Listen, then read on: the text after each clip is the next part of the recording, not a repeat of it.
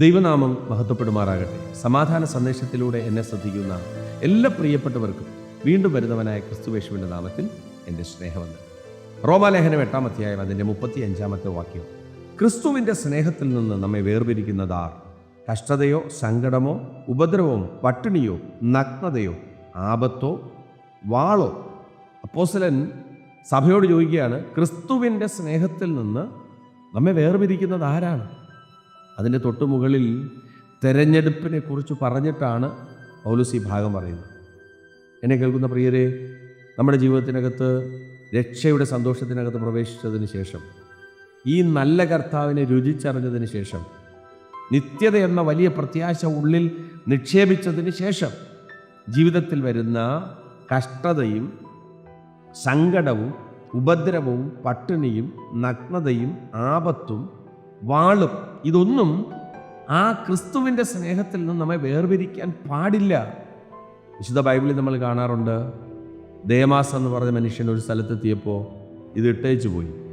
ഒത്തിരി പേര് നമുക്ക് കാണാൻ പറ്റും ബൈബിളിനകത്ത്. എന്നാൽ കഷ്ടതയും പട്ടിണിയും നഗ്നതയൊക്കെ മുറുകെ പിടിച്ച ധന്യനായ അപ്പോസ്തലൻ പറയുന്നൊരു കാര്യമുണ്ട്, ഇതിനൊന്നും യേശുക്രിസ്തുവിൻ്റെ സ്നേഹത്തിൽ നിന്ന് എന്നെ വേർപിരിക്കാൻ പറ്റത്തില്ല.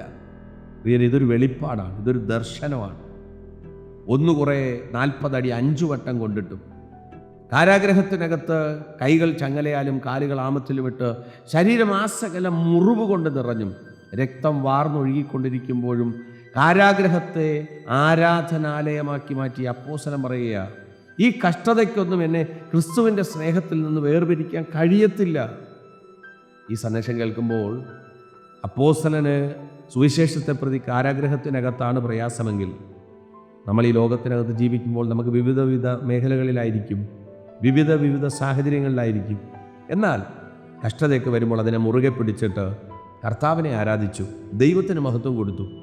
എത്ര പട്ടിണി വന്നാലും എത്ര നഗ്നത വന്നാലും എളുപ്പമല്ല പ്രിയരെ, പറയാൻ എളുപ്പമാണ്, ഈ സന്ദേശം ശുശ്രൂഷിക്കാൻ എളുപ്പമാണ്, പക്ഷേ ഈ അനുഭവത്തിലേക്ക് പ്രവേശിക്കാൻ ബുദ്ധിമുട്ടാണ്.